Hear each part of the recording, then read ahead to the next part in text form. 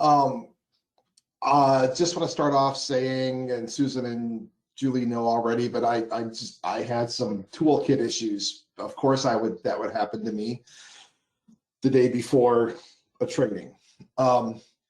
Essentially, I wanted to demonstrate what happens when I get somebody's data and the goal is to get it uploaded to the state. I mean, am I right, Julie? I mean, that's just to show what has to happen and Right. what steps I go through. So I don't, the original goal was to actually run the validation tool while we were on the training. I don't know that I want to try that. But I will say this, I have data that this has happened to, and I can show you exactly how I set things up. So you're looking at a map that I've set up, and there's essentially, it's really like a project map. What I do is, like, if this is a McCurtain project, which this is, I would have opened my McCurtain map. I just noticed my shirt's on backwards, inside out. That's pretty hilarious, Glenn. What a day. I ran out of gas this morning too, so. Going the 5 miles from your house to here? Yep. Anyway, guys. Oh my God, that is so funny. Lost my train of thought already. Because I was gonna steamroll right in. I started with my McCurtain map and did like a file save as. And I saved the map as next gen prep. And then I get rid of all the crap I don't need out of the map, all the stuff. And I essentially keep what I think is pertinent, that's live data, and I add a new group layer for all the next gen stuff. So there are, I have McCurtain, I wanted McCurtain Drive. What I do is, as you notice, these are both in group layers, so I can turn them off and on, interchangeably and see everything. It's a process, or it's a, what do you call it? It's just a mechanic of doing this. Anyway, so I've got the map set up, and it's essentially just live data and the next gen layers. So there's really 1, 2, 3, 4, 5, 6, 7, 8. These are the 8 required layers for next gen. So my first job I do is I go to my next gen folder that I have, and there's no reason there's no reason for that this can't be something everybody has, but it's a next gen folder for Oklahoma. And I've got my toolkit. That's the most recent state tools. Everything I need to do an upload is located. Everything I need to do to check the data in order to upload it is in this folder. Mostly everything. But there's a blank template geodatabase. There's, with Chaz, all the feature classes in it, all ready to go. There's some ones that I've been working on where I just rearrange the fields to order that I prefer. But I would then take this and I copy it into my project folder, which is the McCurtain folder. And there it is. And within this folder, I do make some, like I did this back in January, and I did a new one just last week. And the results of that are the one we're going to look at. But I copy the folder in there. The next job is I've got to get all that addressing data into these, not that one, this one, my apologies, into these blank feature classes, because they're all going to come in here as blanks. Okay, we're looking at one I've already done this in. Normally there would not be a topology in there. Their tools will build that and make it. And I've got old data in here from the first time I did it in January. Normally they would not be in there, but they're blank. First job is to get data from the live into here. And that's using the data loader. But before I'm not going to go into using the data loader. I talked to Debbie and Ryan yesterday. I'm going to teach Debbie how to use it. It's a big tool, but I got to look at the live data, and so this is my process. I'm like, well, is this stuff ready for me to load into there? So I open up McCurtain's address points, and the first thing I do is I don't even look at if there's any zeros or not. I just recalculate the join ID to object ID. This join ID, you guys will all see it in your data. Usually it's a strictly internal field that's used to link data if you're going to be transferring it from one format to another. It's a field that goes. Let me just say again that it's redundant with NGWID number. It's no longer necessary. Well, true. Yeah, you don't. Yeah, as long as your NGWIDs are unique, then you don't need this. Yeah. Okay. I do it. It doesn't cause problems. No, my thought was, yeah, I do it because I know object ID is always unique. So right off the bat, I am guaranteed a unique field. But yes, the next thing I do is I sort and look for, sometimes with some people, there's just blanks. Curtis didn't have any, or I already did it, but like, I look for blanks in the NGWID site. I look for blanks or zeros or nulls in the NGWID num. I have to do the same. Well, this we don't use anymore, guys, by the way. Don't need it. Doesn't need to be filled in at all, because at least in Oklahoma, it doesn't. These are not part of the equation. Well, you could also you can populate it from the field that the tool creates. Yes, you can. But technically, this is part of the NGWID _ RCL is in the model, and the one that the field creates is not. The one that the tool creates is not in the right format.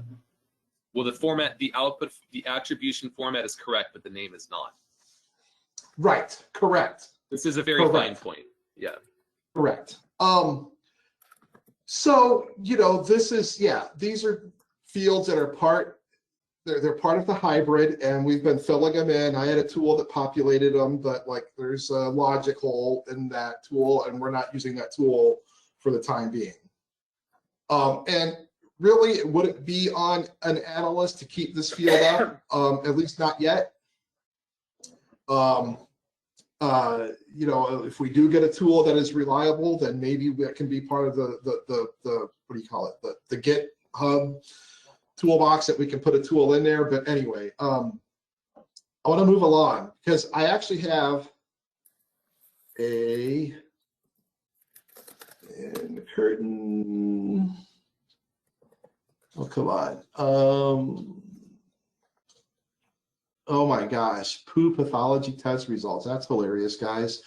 I had a text file, and I don't know what I did with it, so I'm not going to worry.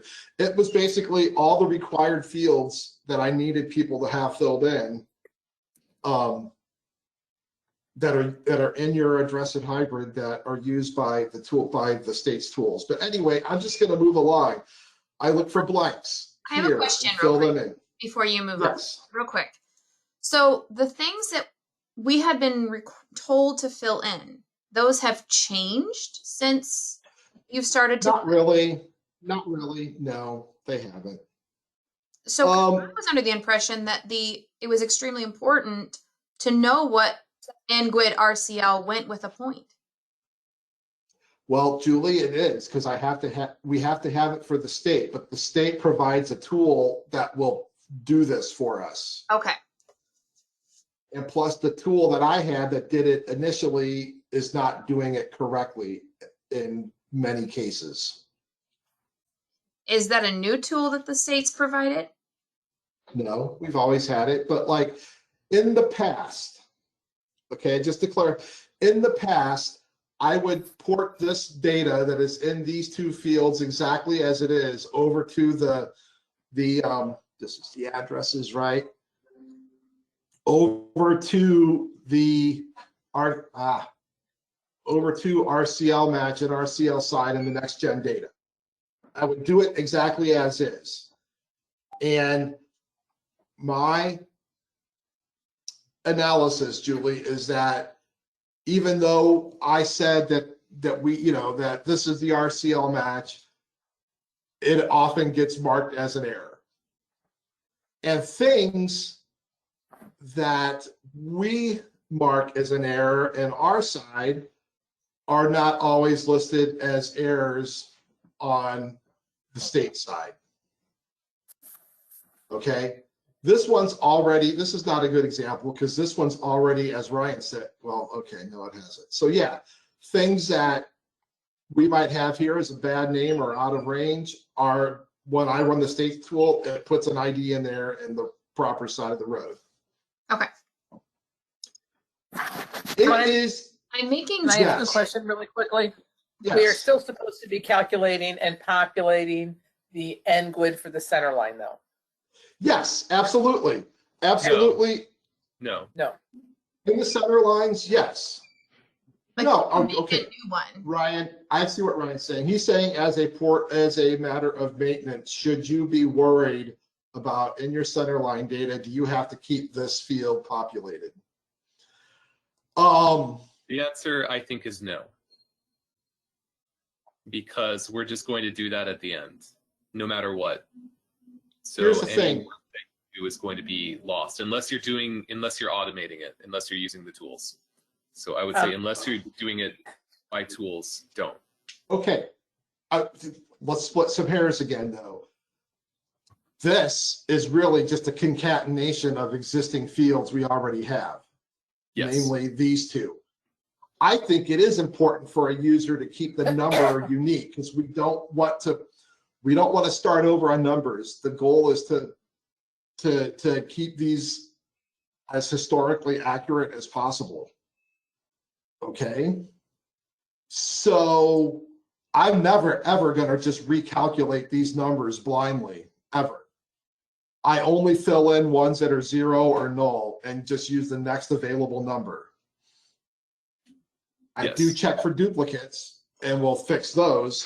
And usually that's what that somebody didn't, redo the numbers for. But I think we're kind of, yeah, Susan, Julie, we can all talk about that on a separate call, maybe. Yeah, I think it's better to take that to a separate call and just continue. We don't need to just solve the world's problems right now. So, yeah. Well, I was here going through the addresses, but for now, it's not important that I have these from an analyst. These fields could be completely blank and I would be fine with that. Okay. Moving on though, yes, I need these filled in for sure. Also, these are the only two. These have to be lowercase. It's easy to make them lowercase, but if they're not lowercase and you update this and this part after the @ sign is uppercase, that will cause an error in the state's tools. So it's because these are a state domain and the domain is lowercase and the domains are case sensitive. If these were uppercase, these would be a domain violation in the state's tool. So these have to be lowercase. The null be gone that comes with our SDR get toolbox does this correctly. It will make sure these two are lowercase. It will ignore this one entirely and that one. It just won't do the uppercase part on these or force case at all. Anyway, so just FYI, these always need to be lowercase. And it's pretty simple. Right, there's a Python way. I just do lcase, double click on the field, put an M parentheses, and it will calculate them. Anything that's uppercase will now be lowercase. So it's very simple. Date effective, these are fine as is. Date effective is a required field, but I have never seen us get docked for it being null. So, Susan, I don't know what you want to say about it. I've been just using that to, mark everything as like my date uploaded. Okay, sure. I mean, I think technically, that's a helpful way for me to use it, but I don't know what exactly, you know, Nina had in mind. well, it's if you have data, if there are features in your data that are under construction or they're closed off because of a flood, you can mark them, you can future date this. Sure. And say these are not effective until December of 2011. The earliest this date can ever be is the same as the date created. So oftentimes, you know, a feature becomes effective, well, as soon as the person that creates it, unless they don't want it effective right away, then they future date it. Essentially, for you guys, I wouldn't even worry about it as an analyst. Don't have to keep it up. I, on the other hand, preparing to do an upload, have to have something in here. Okay. Well, yeah, I think it does dock nulls, but if I just make it 12 a.m., it's fine. So moving right along, nothing really to report.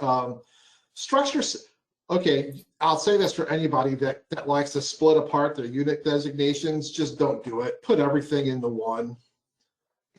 The state's tools have a single field for unit. They have lots of other things like room and seat and floor, like for, you know, but they don't parse out unit designations by apartment or unit or suite. It all just goes. I kind of think that maybe we should just deprecate subunit and unit type in like further versions of the hybrid.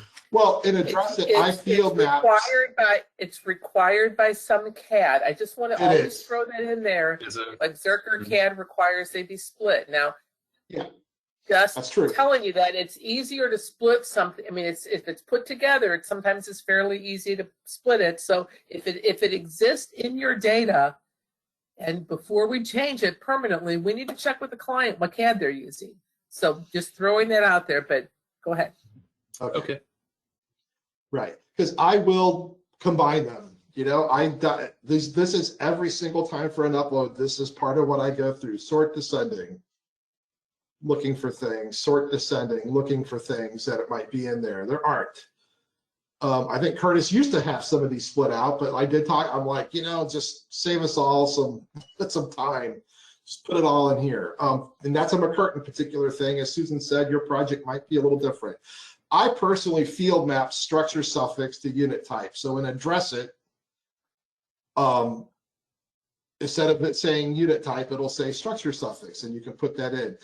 These are essentially the only thing these are used for is for halves. Because when you put a full address together, the order that they are concatenated is structure number, then structure suffix, then the full street name, then the unit. So in theory, you can put an A or a B without any unit designation in front of it, but I don't think 911 doesn't care that you do that. But like Susan, can you speak to like what postal standards might say about that, or do they not care either? Postal standards put the suffix following the number if it's a number. And if it is appended, and if it is, they actually will put like an A, B, C. Okay, so you could use like 310A. But you'll still see a few of them from non-compliant places. But unless it's a half or a third or some bizarre thing like that, they're going to put it in the secondary unit designation location, which for all of you like Ryan who live in one such place, they will be appended to the end of the full address, house number, street name combination, and they do not go on a separate line. So, you know, it'd be, you know, 717 Metropolitan Avenue, 1R for Ryan or whatever that is. Yeah. Right. So, and not on the apartment 1R or whatever on the next line. So structure suffix, that's meant to be it comes right after structure number, you know, and, you know, I think the practice, I really don't want to spend a whole lot of time on this, but like if you have A's and B's and whatnot that you see, I usually just put them in unit designation and put the word unit in front of them. And that's the solution there. Long story short though, check with your CADs, but I will go through this, and anything in these three, I'll put them all together, mush them all together into unit designation. And just, oops, yeah, so, you know, McCurtain's got a lot. All right, usually I don't do names, full address is essentially not really used. I do like to recalculate it though, to put the units in at the end. The next gen data has a field called label that I traditionally put in the legacy style full address in for points. So, you know, talk about that when I get there. No names are ever brought into next gen, no phone numbers either, no mailing addresses, none of that matters. Now we get to these, and these are like easy. If you don't fill them in, it's not that hard for me, but I sort of ascending, looking for nulls or blanks. For country, PSAP,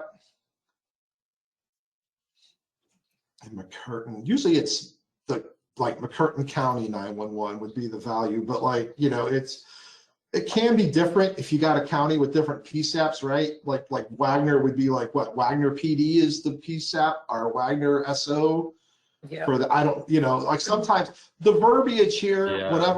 whatever you guys have decided for your project, just make sure they're all the same. For this has an extra space in it. Yeah, the Wagner values are a little bit arbitrary. I would probably replace them. County must always have the word county at the end. Always. Yes, this is important. So people that are just putting McCurtain in, or putting Wagner in, or sorry, Ryan, or Grady or Marshall, you need to have the word county also. This needs to be filled in, and this one will slow me down. If they're not filled in, if there's 30 of them, I gotta of those 30, I gotta figure out how many of those are in a city and which ones are unincorporated. It's not a huge deal, but it's not a thing that I can just do a simple expression to select. I have to kind of almost eyeball it. So just FYI, guys. Postal com not used. State needs to be filled. I mean, it's not required, I should say. Not required. State is required. Zip. If you can, these two, if you have, it's a good practice to fill them in for maintaining data. For next gen, they don't need, they can be blank. So I don't spend any time. I do not spend any time trying to fill these in when it's time to upload. I'm going slow, guys. I apologize. MSATCOM, huge. Yes. I am at the point where I will just give data back to you and say, you got 5 records without an MSATCOM, fix them. It's used in a very, very, very important validation check. So, and you know, I don't even think the state cares what the values are, as long as the points on that long as these values match the value that the road has for the side of the road they're on. Anyway, ESN, exchange, not used. Even for points, parity is not used. They just calculate it on the fly. None of this is used. There is a field for structure type, I think, called, but it's a domain that doesn't use our values, so I don't, and it's not required. That's about it, guys. I don't think, oh, there is some, no, that is it. They do have a lat long field. I just recalculate them in the next gen data. Submit is a thing we should probably talk about a little bit. Both the roads and addresses have it. If a point or a segment is marked as an N in the submit column, it is not analyzed, and it will not. It can be on your data, but it will not get joined into the statewide data set. That's what we would use if we have one of these exceptions or not. Like if you Yeah, have well, if you have a bad address that you cannot make fit on that road. You cannot make it fit and it's a bad address, you would mark it as an N, and I'll talk about it. There'd be basically a notes. Next Gen uses the field comment, and I would put something in there, but like I will look at I will search for all structure numbers that are 0, and no matter what's in here, I mark them all as N, and I say no submit, 0 address. I'll do that in here. I'll look for points with no street name. If the street name is blank, I don't know if we have any in the curtain. I kind of doubt we do. We don't. I would mark those as an N for no submit, and my comment would be no submit, no street name. So it is a field I think we should get used to using, but like you as a user have to have a good reason. Like, would you want this uploaded to the state to be used on their EZNet to dispatch for 911? So that's the determining factor. 0 addresses, no names are good. If you know that you've got a whole big apartment complex that you don't know the units for, you can put no submit, needs units, because technically they would be duplicate addresses without the units. Can I ask a question? Yes. Okay, so if it's marked no by us, it's going to stay no, right? Nothing in the tools is going to remark it. It's just going to look at that. Okay, Correct. so if we have perpetually bad addresses, we've marked it as an error or a bad address, shouldn't we just mark all those as no's? Like we should just query those? Yes. Just, in the Oklahoma data or whatever, then that's not going to validate no matter what. Yeah, anything that's marked N is just acts like a switch for the tool. It's going to like all of that is going to be put on, like the metaphor is like the bypass rail line. Right. Now, Susan, I think, yes, that's exactly what we should do. But like at the time that I'm given the data, that is not for me to determine. I know. So what I'm saying though is we're doing this remediation checks and we're going to go through all those error codes that you've just marked. And I'm doing Grady, working with Danny on Grady now, and I'm working through this and I'm like, okay, this is sequential addressing. It does not have any parity. It is never going to validate in the system because we can't, unless we do some oddness to the road, so to the ranging, which is still not going to work. So I'm just going to mark these as don't submit. As far as I can determine, the system is not accepting bad addresses. It won't take something that's an even address on the odd side of the road. Yeah, it brings, like Ryan yesterday asked about like accuracy, and I said they require 100% error rate. I mean, a 0% error rate. But like he's like, well, you can't. That's not realistic. And you're right, Ryan. It's not, because they do provide an out, and this is the out in a way. But the thing is, if you've got something going on that's not syncing with your data, you don't want to mark 5,000 out of 10,000 points as a no submit. I mean, no, because they're not used in routing then, and you want to have those points available for routing. Right. I mean, if you had that need to mark half of your points as a no, then you got a bigger problem than just some bad addresses, right? I mean, yeah, you're 100% right, but I think there's a way to trick the system. I think you can just code the opposite side of the road for that point. Yeah, I don't. Like an even address on the odd side of the road is on the. It's an odd address on the left side of the road, and everything else on the left is even. You could just code that right. I mean, it would be a lot of work, but it would validate that. I believe you are correct. Yeah. So just tricking out the system is not necessarily what we want people to do. You want them to fix the bad addressing, but the reality is they're not going to upset people if they can help it. I mean, some will, but a lot won't. So. But does that mean that the calls won't route to them because it's not aware No, the of them? calls will route Curtis, but they may route incorrectly. I mean, there's a very tiny chance when there's no point. Yeah, when there's no point, they try the point first, and there's no point, they go to the center line. So as long as the center line has that address in its range, it will geocode. But if the even and odd, go to different PSAPs, could potentially be a problem. But really, it's going to be looking at that PSAP. The first thing it does with that address point, if it gets a match, there is a routing code in that. That's what the PSAP code is that we're putting in that URI that we're putting in the data. That's the routing information. That says, okay, this point that we just matched, send it to that PSAP. Now, of course, we don't get a lot of addresses that are coming in for routing, do we? We get mostly coordinates. So, 90+% of the calls are coming from cell phones, which are creating a coordinate that it's matching against the parameters of the PSAP boundary, and then it's picking up the routing code from the PSAP boundary, not from a point. Which is why there's so much more emphasis now on the polygon than there is on the road center line. Yeah, but the landline calls are still going to continue to route by address, and the landline call, at least in the foreseeable future, till they convert them all to coordinates. But that meaning businesses, VoIP calls route and a lot of people that have VoIP, they're not even considered landline, but a VoIP call could have a coordinate associated with it, and sometimes not. It always has an address. It could have a coordinate. It's going to hit the address first and the coordinate. So VoIP calls will route like landline calls.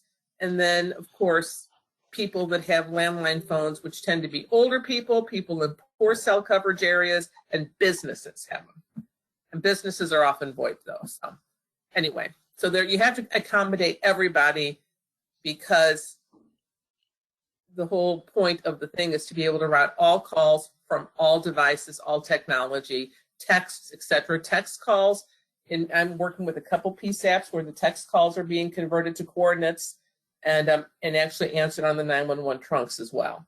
So anyway, that is a good question. There are backups in place, but the point's usually the most accurate for a landline. I thought the next gen systems, they get a call route to them, but they also pick the nearest point. And I think it depends on the core services. Yeah, the problem with that in rural areas, it could be really, really bad. Picking the nearest point could be miles away, and that's why I don't really know. That's something I will find out if any of them do that. I'm sorry. It used to be a confidence score, but I'm not sure what they do now. But yeah, well, still, even though the confidence score is on how well currently it's how well they have resolved that they believe the technology has resolved that position. There's an uncertainty and a confidence. Now, in a next gen system, like say that you're out in the warehouse or area of McCurtain County, and you're trying to pull the closest point. It could be in a different county. It could be miles away. The closest point may be totally inaccessible and have a different ESN, to that point. So there's so many problems with that thing. It needs a much more aggressive algorithm, I think, to work well. And I don't know that that's built into the core geospatial routing services yet. And there are many different vendors for these geospatial routing services. There are probably 5 or 6 that are used a lot. Intrados, has one. Diacom has one. They're just AT&T, the big in Digital and Frontier have them. So I'm sure Brightside has something. Brightspeed, sorry. I always want to say Brightspeed. I cannot keep CenturyLink together. They change names way too often. So anyway, I will check that out for sure, though, guys. I'll check out that. Okay. That routing point. Go ahead. We're at submit, so there is a mechanism to keep things from generating errors. Okay, by marking things as no. I think every data set for roads and addresses should have. We can decide a name, but it's a field. It's like 254 characters wide to put a comment in for a next gen specific comment, like the no submit, 0 address, or something. I've used it for various things. Like when I was doing this, Curtis, we had some that were marked as no for no submit. It might have been because they were part of new subdivisions that had provisional addresses. But we're submitting those anyway. Yeah, like if it probably. was if there was a street that said, you know, like Timber Creek Trail South #1, I mean, I would mark that as a no submit until it got a proper name. Right. And then here's all the ones. These are comments, but these are not marked as no, but they're, you know, future effective date. These were all provisionals, I believe, Curtis. So they're marked. Yeah, that's kind of a problem in the sense that when we go back and put the information in there, that's another field that's got to get added. Yeah, and that's we're early into this a little bit. You know, we have to decide how we want to do that. I mean, or if that's part of the process, you know, to have to remember to go back in and clear that. Yeah. Well, if it gets cleared from the structure type, that's one way I would do it, you know, because I only really looked at things that said provisional in the structure type. So like that, you know, some of these, though, you're right, don't say that anymore. Yep. And they're still, oh, those are the 0 addresses. Okay. Well, anyway, all right, guys. So that was all the addresses. I'll go quicker through the center lines. I mean, it's a lot of the same thing. You still want that, like in Cotton, I had like, one of the problems was these were all uppercase and I generated like, you know, 3,200 errors. I think that might have been why there were a couple cases of case things like this in Cotton that I didn't catch that really slowed down the thing, I think. Anyway, but this needs to be unique. This needs to be unique. I check them. I look for duplicates. I have a tool. I don't know if this is on the toolkit, but it will flag duplicate ID values. I pick the layer I want to check. Let's say curtain center lines. I pick the field. I'm going to check for duplicates. NG911. This is the field that's going to put the result in. And it goes pretty quick. And it got 0. Did I have anything selected? I did. It should have run a little quicker. Center lines. Here, I'll check the NG911 RCL for duplicates. It could be a number field or any field, really, this will work on. And it looks for duplicate values. And if it finds them, this field over here will say DUP in it. But we got 0. It didn't find any, but I do that. I do that for addresses too. I didn't go over that, but so I check for duplicates, and if there are, I mark them as 0 for the number, and then they get a new number. Both, you know, anything that's null or 0 gets a new number. Same with these. Now, here we got things that are not in the Oklahoma format, correct?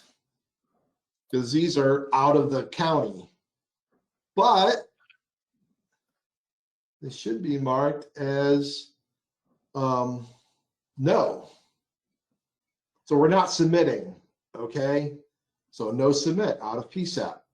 So, you know, it's okay that these are not in the right format, you know, if they are out of the county. And let's see, keep going. So those, and again, lowercase for those as well. And we just get into more of what we have. Oh, classification. They do have a classification field used in Next Gen. It is not required. What is it used for? Is it used? Is it a routing field? What is the letter after it? Is it a T, R? It might be T for transportation. Yeah. I can actually find that out pretty quick.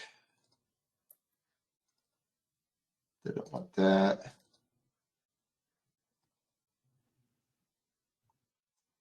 It is used for, hold on, center lines. They do address points first, really weird. There we go. Road class. Good question, Susan. I've always. Yeah, I'm curious. It must be for, there's a reason to have it. So. O for What is- optional. Okay, just called It's O. optional then. Okay. HPMS functional classification. Alphanumeric. So, yeah.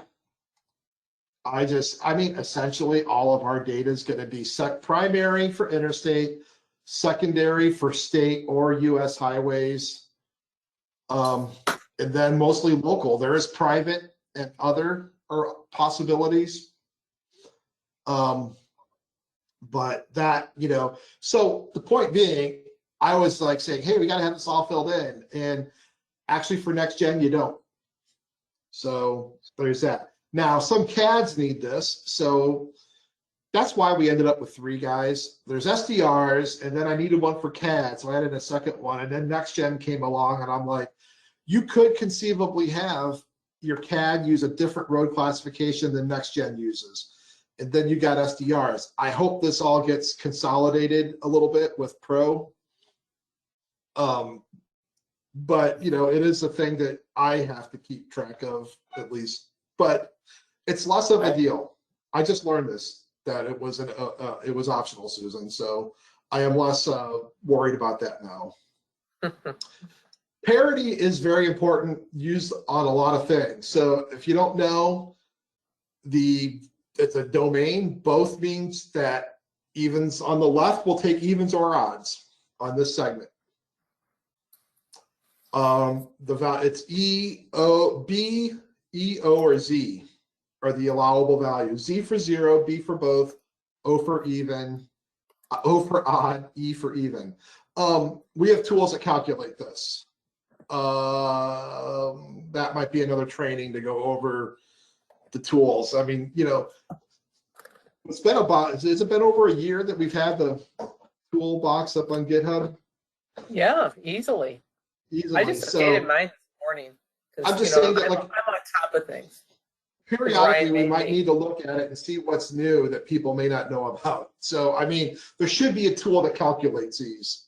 And Ryan, I don't know if we do have a dedicated tool for that. It's incorporated into a couple tools, but see here we got. It's not to do this.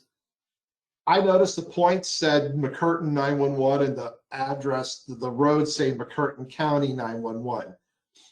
In the interest of consistency, they should be the same, but it doesn't generate an error. It just, if they're blank or null, that will generate an error. So PSAP has to be filled in. As long with country, and again, I go through here and sort ascending, looking for blanks. County also, and I try to get the actual county. You could put out, but if it's an out and the other side is McCurtain and it goes to that's going to be submitted, so it might generate an error because it does need it because one side is McCurtain. So anything that has McCurtain and the other side's not, you should have the county. It's the actual county name in there. Unity is needed, just like in points. So I check those. Those all have. So I'm going through and just McCurtain's in pretty good shape. Grady, I had to do a lot of filling in. Anyway, keep going. Yeah, don't need the postal stuff. Don't need them. They're not used. Big, huge. Have them filled in, guys.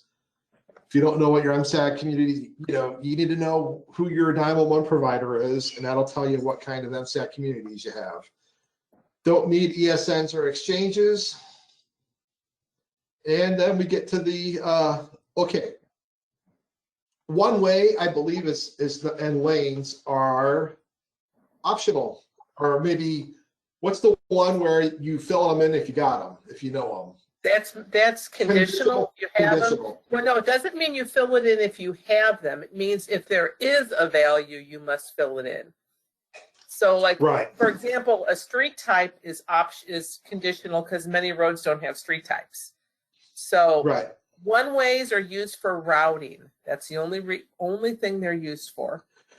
so that you One- don't want to route a vehicle the wrong way down a one-way street.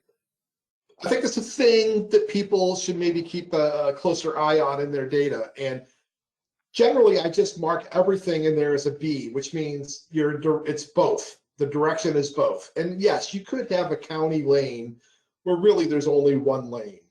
Okay, well, I'm getting confused with lanes. The direction is both. Divided highways are where you will see things that are not necessarily both. Here's some that are blank. In the data that we typically work with, except for our larger counties, you may see more in Christian, you may see more in Wagner, Grady, even maybe, but you're going to not have them except maybe around the courthouse square, maybe a one-way street in some town. Rolla has a few of them, but just a few, and so it's not very something we have to commonly deal with. There's sometimes right around schools, you only have one-way traffic, one way coming in, one way coming out on different streets. So, well, the biggest thing is going to be your divided highways. Those definitely have to be marked or should be marked. And the values they're using here, FT, that means from to, and that refers to your addressing direction. So this says that this is a one-way street, and it goes the direction of traffic that they're referring to here, because it is one way, is from range to the to range, from low to high. The direction goes from low to high, and it would be TF would be to from, which meant that the direction of traffic would be against the grain of the addressing. So yeah, like if we zoom to these, yeah, this is whatever that highway is coming out of,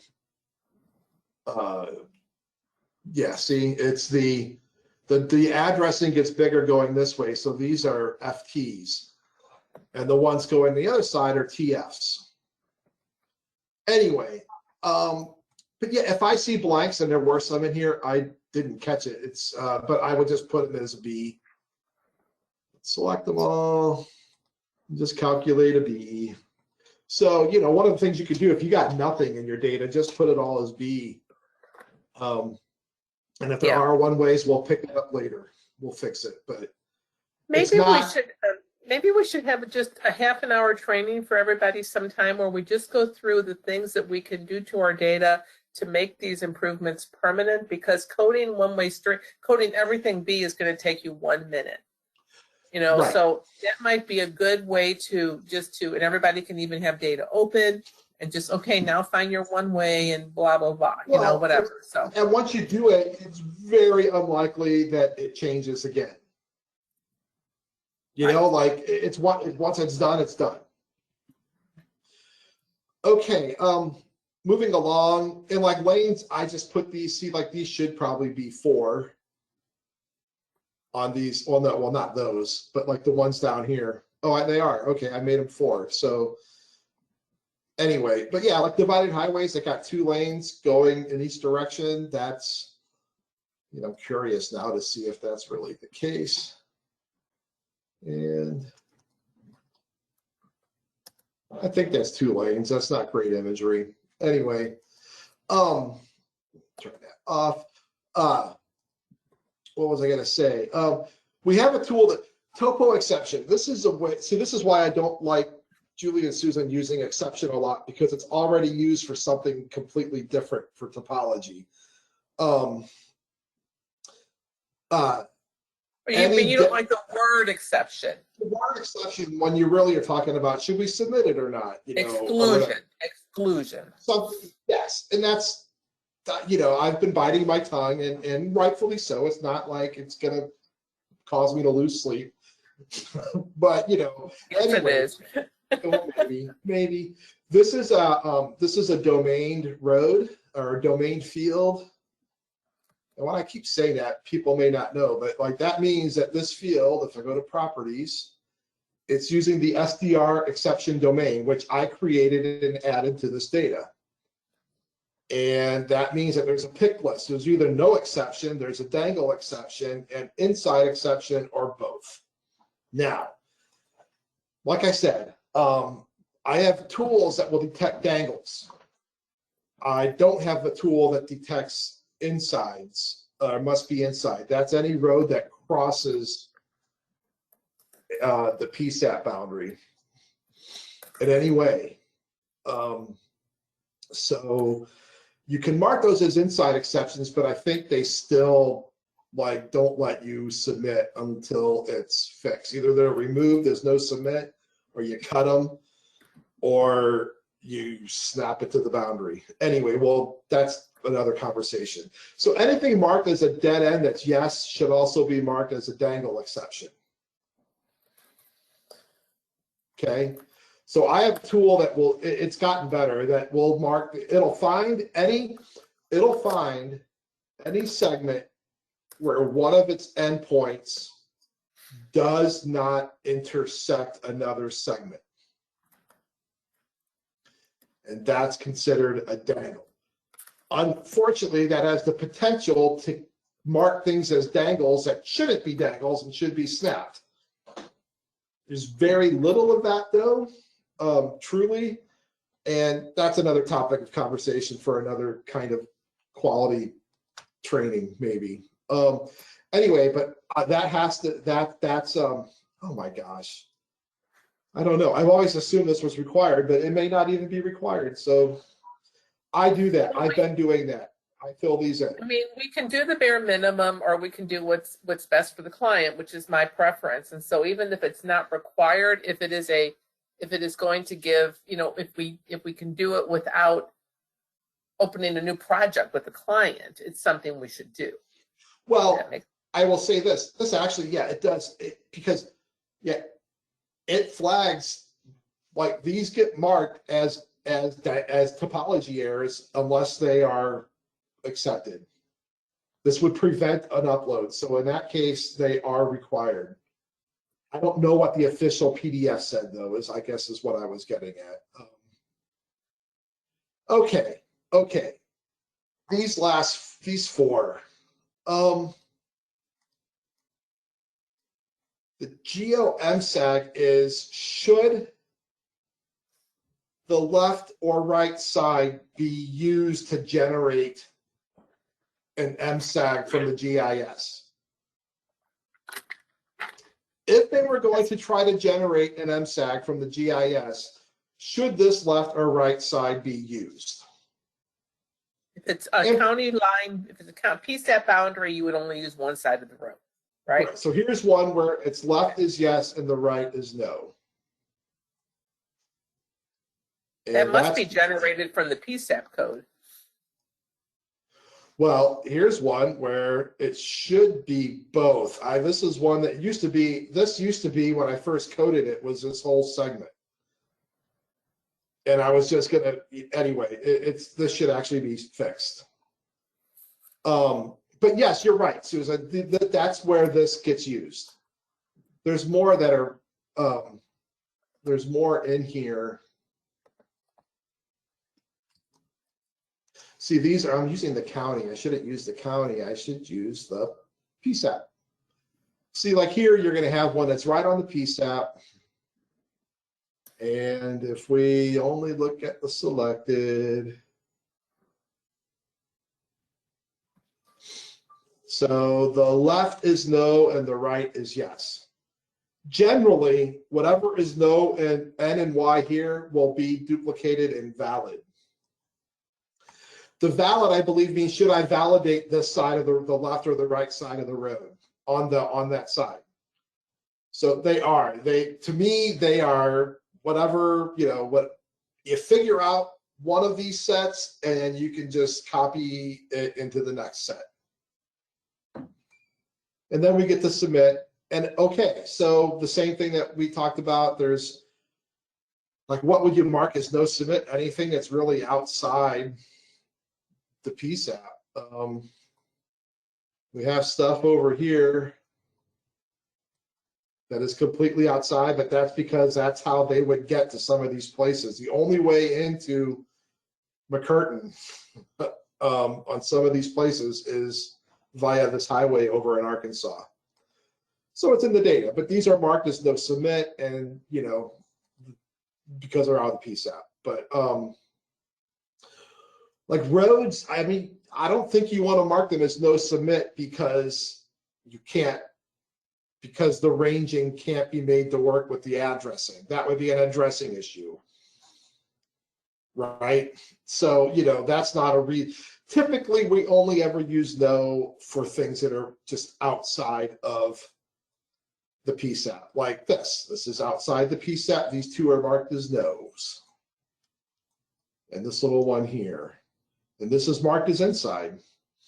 Anyway, okay, guys. All that's been done. I'm like, great, it's been done. So at that point, I'm going to stop editing. It's all been done. I'm happy with the state of this incoming data. And okay, to give you an idea, if it's really bad, I can spend an hour up to 2 hours doing this part. Sometimes, like for cotton, I spent all of about 30 minutes, maybe a little less, getting that and most of that time is just checking it and making sure and looking at a few things just to make sure, and maybe even taking a phone call in between here or there, but it did not take me long. More complicated your data is, the longer that will take. At that point, I'm going to load all the data. Sorry. Remember, these are blank when I start. There's nothing in address point. There's nothing in the boundaries. There's nothing in center lines. So I do this via what I call a load. It's you right click. You guys have seen this in other trainings. I know that. I do the load data. Debbie, this is what you and I are going to go over next week. And I have to load into this. I am loading, what do I put? McCurtain's live addresses into the next gen addresses. So I've picked that. That's the data set. That's the input that's going to be used. This is the data coming in. In theory, you can add more than one thing here. I don't ever do that, and it gets hard.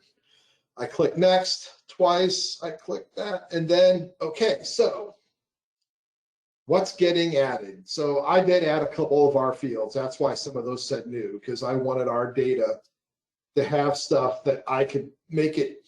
Yes, Ryan's right. If the NGWIDs are correct and unique, I can link back. It presents some challenges, though, like Danny had a thing where he had to split a road. And what do I tell him, Susan? Should he update his IDs in the roads? Because if he does and there was an error, there's no link now from my error from the next gen to his maintained data for that. Well, I think that's something we should probably talk offline about before we give any directions on that. That's a specific case for something like that. We do need to talk about. But anyway, we would want to make sure we would have the best answer to give people, so we need to consider again, though, like I added these just because I know it's a simple numbers. They're easy to make joins on, and you know, it avoids any of the case issues that you might have. Anyway, so those are there. But then my order, I just rearranged the order of the next gen fields. But you know, so in the next gen, the left, that's all the next gen fields, and the right is I have to pick the correct address it field. Okay, so submit was easy. Submit. Comment, because I added a comment field that was at the very end. But anyway, agency ID is good, but like our discrepancy agency ID is called discrag ID. So I got to pick that. And this tool will try to fill in what it thinks is best. Okay, like NGWID add, that we call it NGWID site. RCL match, see, like it had been RCL NGWID or NGWID RCL, but we're really not, you know, I didn't do that this last time. I didn't, you know, it was just, I left these two blank. If you leave this as none, they'll just end up with nulls. Revision date is date create or date modified. Revision editor, I just always use user initials. Effective date is, I just use what we have for effective. Expire date, I leave it as none generally. And I just calculate that as 12 a.m. when we get there. Country is, see how state for the next gen, it wants to use mail state. It's not right. don't know why it didn't use the one that says state. Yeah, it always does that. It's extremely annoying. I don't know why either. And city, their city is what we call muni. Okay. There is no, we don't have an address prefix. Address is not full address, it's structure number. Add suffix is structure suffix. Okay, now I go ahead and bring in the existing pre-directionals and street types and whatnot. Into these fields are next gen road name fields, and all of the pre-directionals and street types have to be spelled out. But I populate these anyway because I have a tool that will convert them to the next gen format. You could leave them out. You could leave them out entirely because you're going to get a chance to put all the legacy stuff in. Legacy is what we're using now. Address its road name data is in legacy format. Legacy is a term that Nina came up with to refer to the way road names were formatted in databases prior to next gen, changing that. So I could have left these blank and then just written a script that normally what I would do is I would used to put these in and go through the whole thing. And when it was all done and I got my data loaded, I would then calculate these into these fields and then run the script. I just put them in now. So anyway, as you can see, guys, this is an exercise in matching up fields. There's nothing here there's nothing I'm doing here that you guys had to do something to help me. Okay, but this is, again, showing you what I do. This part, this is all, you know, I got to do this for 8 layers before I can run validation. Boundaries go a lot quicker though. So legacy add, that's the full address. It takes a full, that's what they want here is a full address. Then, you know, legacy pre, which is our pre-directional, street name, street type.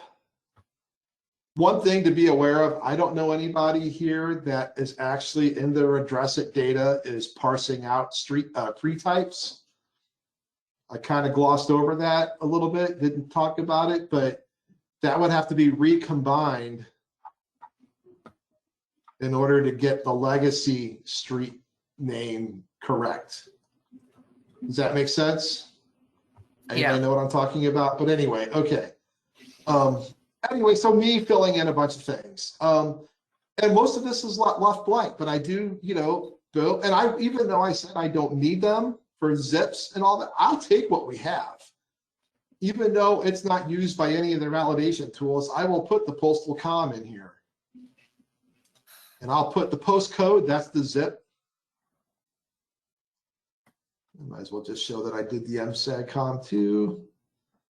+4, no. And this is where the building name, floor, room, seat, building unit. That's where I get unit designation.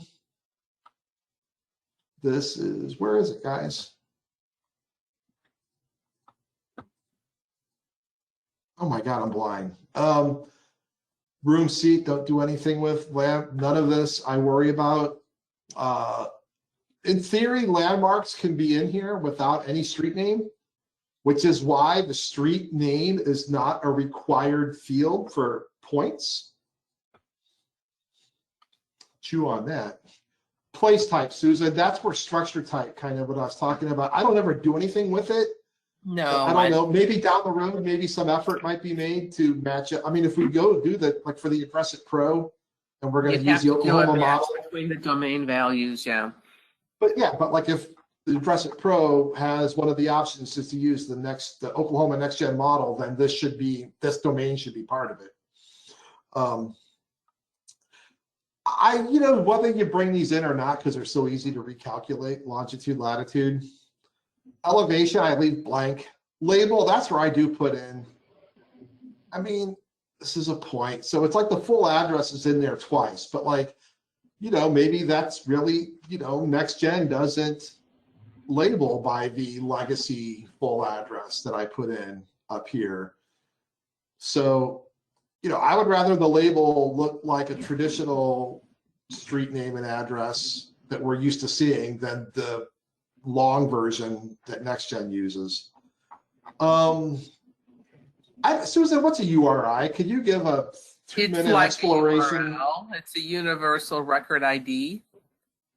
So it's like a URL. It's like a URL, but yeah, it's not going to a website. But yeah, it's like a it's formatted like a URL. What would you suppose then an add data URI would refer to though? I don't know. I don't feel it. It's the URL. It's the I don't know if it's not required. I don't believe so. No. Yeah, I'll look at that. Anyway, okay, unincorporated comm.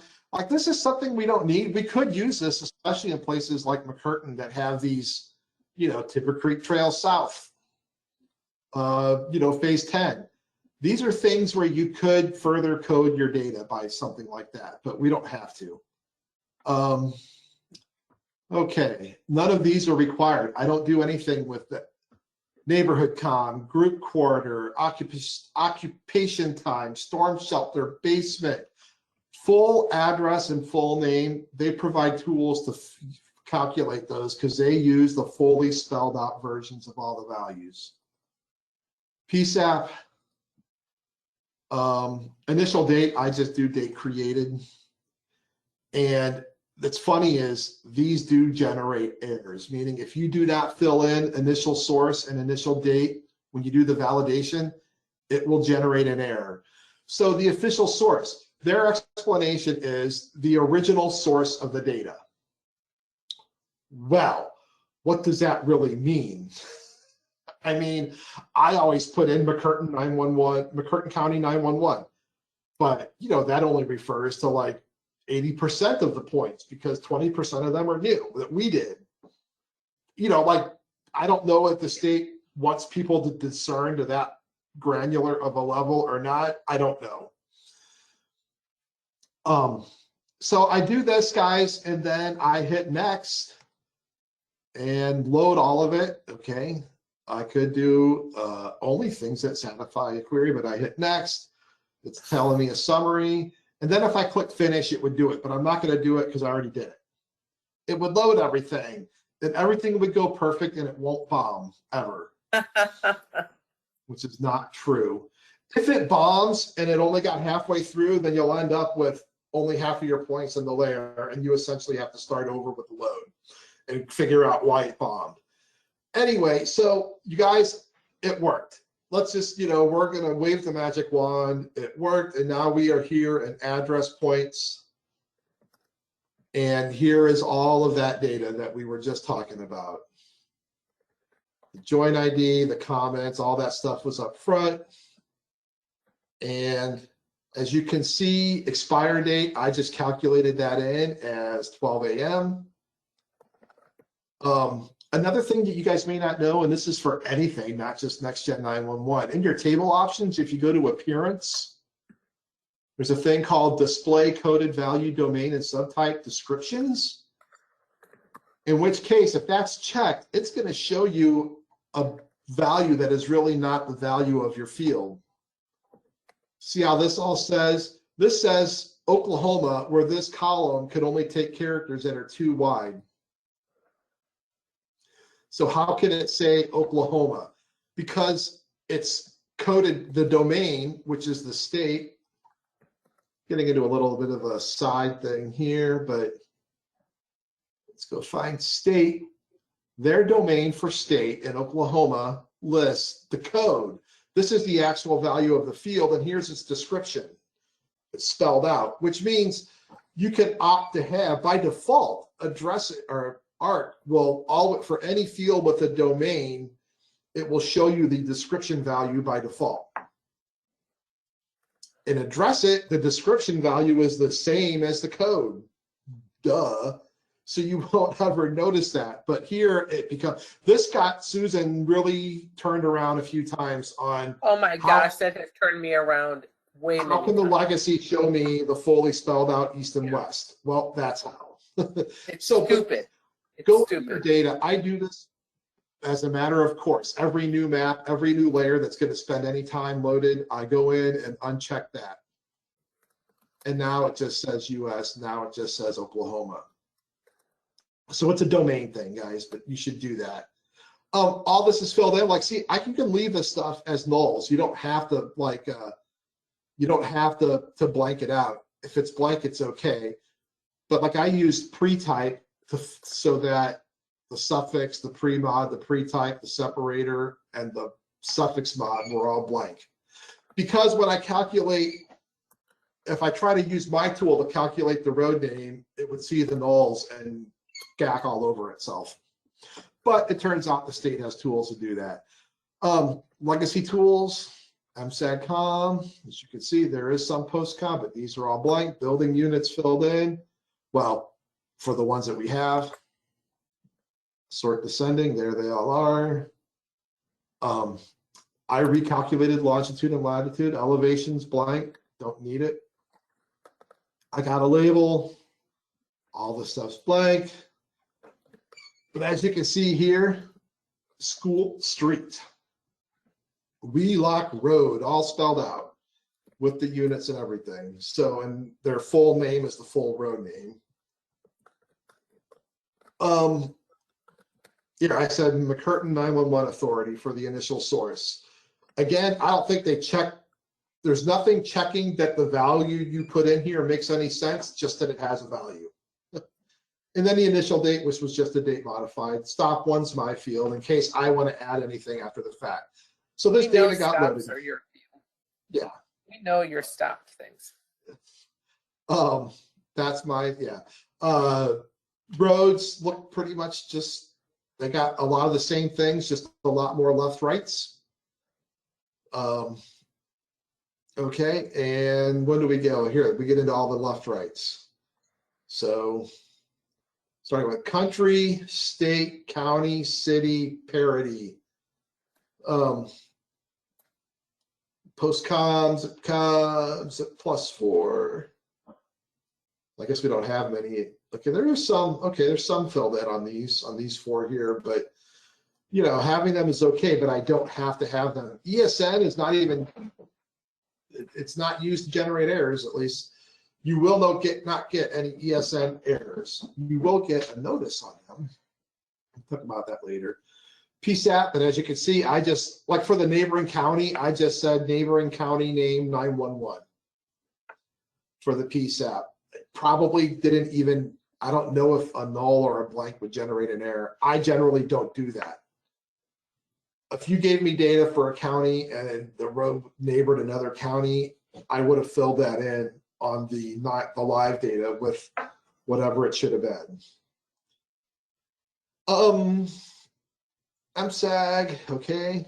Speed limit, Susan, these are ones used that have the T after them. They're used for travel directions, right? Yeah, yeah. I think that speed limit is required. Yeah. It's transportation. I don't think it is. We turn them in I without think speed limits. Okay, maybe it's just a Wagoner problem. It's required by their CAD. Yeah. Yeah. Yes. That's the problem. You have to remember the requirements of the different Optional. things right now. Yeah, right now we're talking about next gen. It's optional. So, oops. Yeah, they're like address it has a surface and they have a surface. Pretty sure this is that a domain? Is it supposed to be one? That's the other thing. I noticed if a field doesn't have a domain, but the domain it should have is in the geodatabase, you don't get docked for that field not having it. You would only get docked as an error for not having the domain at all.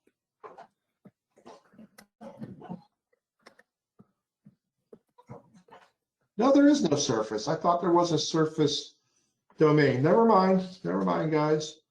But I generally don't add SDR's surface values into here if there are any. Bound lane, that's an interesting thing because, it's like used for northbound, southbound, like if you need to know, like this kind of goes hand in hand with one way, I think. So here's some topo exceptions that I would have needed to, I should have calculated, but they were missed. Okay. These have to be filled in, like I said, initial source state.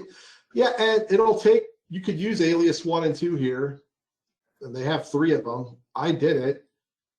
I mean, I don't know if they're used or not, but because we had it, I opted to include them when I did the data load. Drive time, and these are used by their T fields also. I think dead end is as well. I mean, I believe dead end is used for the travel part. Anyway, and then these 4, and that's it. So it's all done.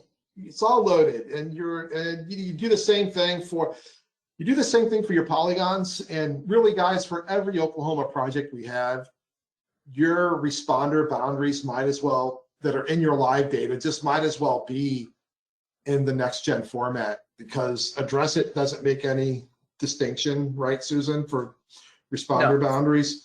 No. And it's just, then you don't really have any, all you got to do is a load and everything will just load perfectly. It'll line up and there's really no work involved.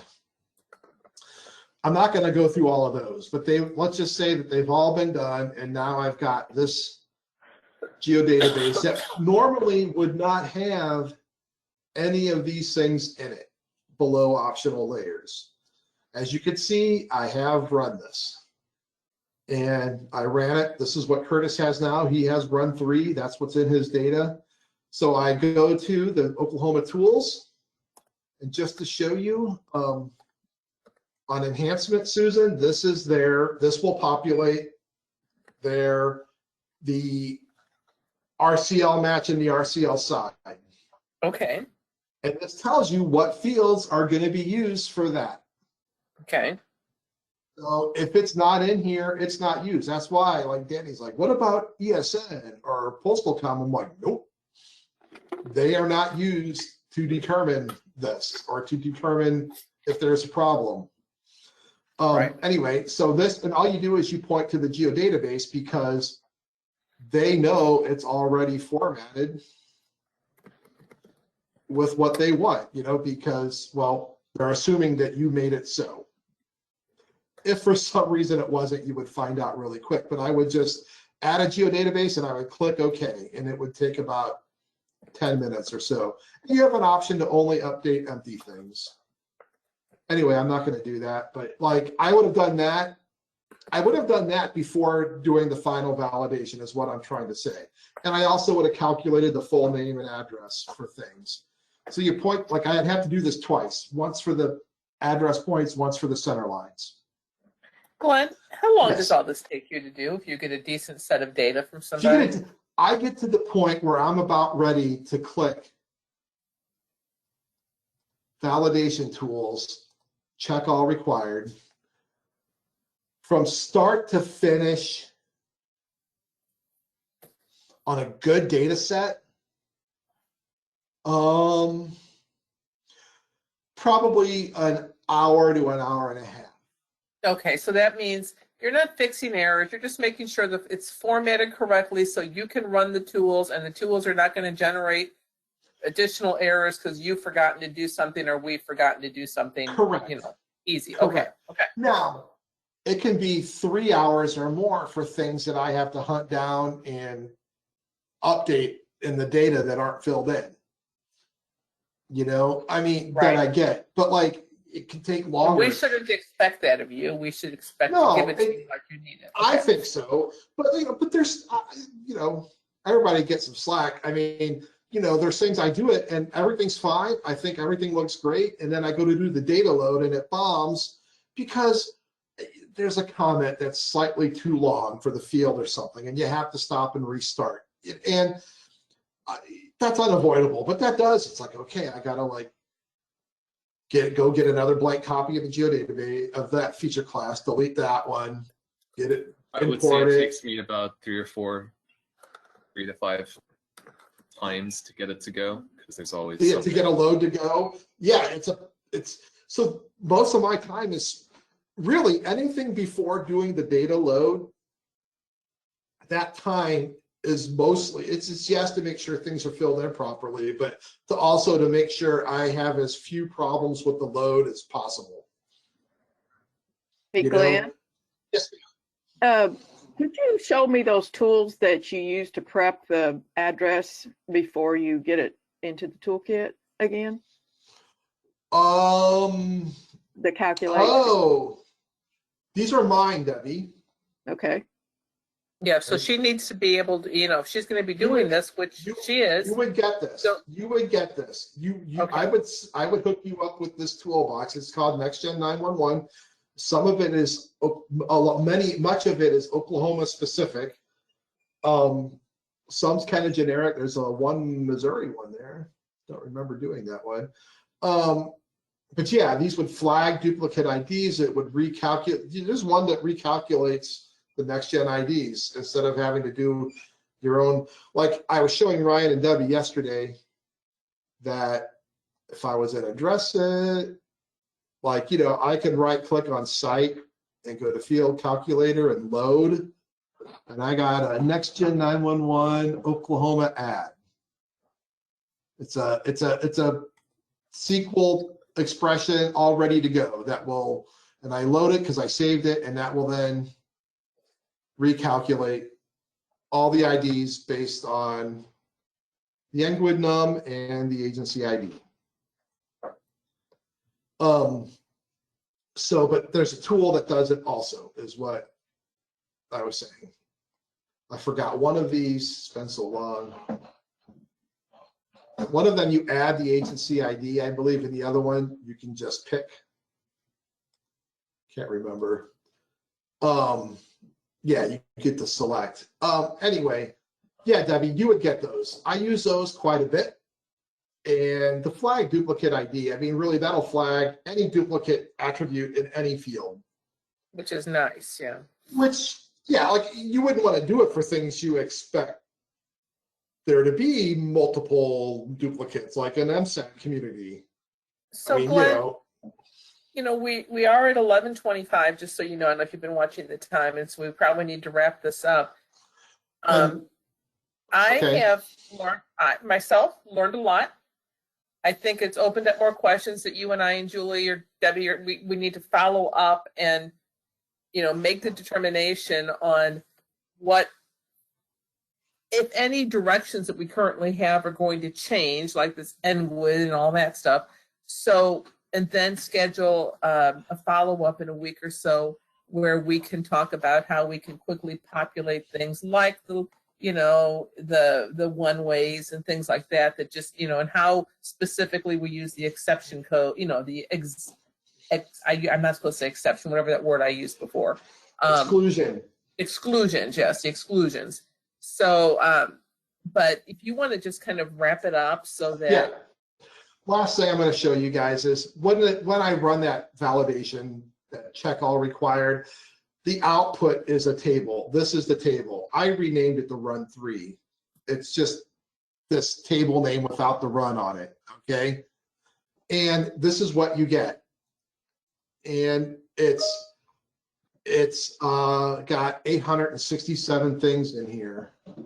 And not everything is an error, which I didn't get a chance to talk about. But like, this is what you have to then decipher. So error, address point, blah, blah, blah, blah, has duplicate field information. Essentially, these are duplicate addresses. And it lists the layer, and it lists it in this column called feature ID. There it is. It lists the basically the NGWID value for that point. Real quick, and I did this already. I can link this table to my data, such that I select something here, I can make it select it in another layer, okay, without having to do any kind of permanent joining of data. And this is another thing for our conversation later, Susan, because I think it's probably better to just permanently join results to the data that go back to an analyst. I think so too. I do too. So, Yeah, we need to think about that. but you get, okay, error, feature not inside agency boundary, discrepancy agency boundary. Roads that are not inside, and then we get these RCL match errors, which are essentially their version of RACT. It's saying this does not match, or does not, has a NENA unique ID that does not exist in the road center line.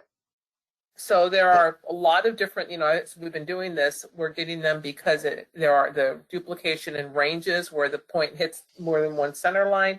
We get them, a lot of them, because of MSAG discrepancy, MSAG community discrepancies, especially on boundaries, on the edges of things where they're left-right coding. And then we get them where the houses are out of range. Those are the three most common ones I see. Those fields I showed you before, and those are all on the things tool, that are RAC caught. Yeah. on the tool that populates the RCL match. Yeah, if anything is not in sync among those fields between the points and the roads, it's going to generate an RCL match error. So, my tool that we determined has a big logic hole, it at least gave you a little bit of feedback on what was actually the problem. Theirs does not. And Danny found out with Grady, you just got to look at all of them. Okay, road center line with duplicate field. That's probably overlapping ranges. And then a bunch of topology. Oh, unique ID format wrong. Interesting. Probably a caps thing. Or Yeah, that's interesting. I didn't know that about that. See, these are the ones that are marked as. See, if these were marked, and I don't have my relate set up, but I would look at this. I would go find this one and see, is that marked as a no submit? If it is, it should not generate an error. But anyway. And our basic policy is we run through them all, then Glenn runs RACT again. We mark the ones, as we find these can't resolve, or it's going to be impossible to resolve it because the points in the county and the roads in the city or whatever, we just are marking those as exceptions. Exclusions, then they're not going to be counted next time Glenn runs the tool. So, right. Or the tools are run by somebody. Yeah, and lastly, there's things called notices, which do not prevent you from uploading data, but it's got useful information, like Susan, address point does not match ESN and ESC boundary. Yeah. It tells you, I mean, I'm sure they correlate. That's the other thing, guys, just last thing. If there's a thing that says there's a layer had a problem with the address point, or the address point was the layer that had a problem, that ID might be in here more than once for some other error too. Which again, Susan and I and Julie will talk about how to actually regurgitate that back to the analyst. That's it, guys. That's what I do. That's what I do. And like COP was super easy to get going, except it just took 3 hours to run. And I think that's because it had like 16,000 errors, because every single point and road with a capitalized agency value in the NGWID value came back as an error. Yeah. Anyway, that's it. That's what I do. Then I get this back to you guys, and like Curtis, this is what you got back from me. It's what you have are these results. So I take out all the notices, and then what do we get for errors? I mean, it's less than 800 and whatever. It's 521, which was better than the 1400 you had the first time, or whatever. Yeah.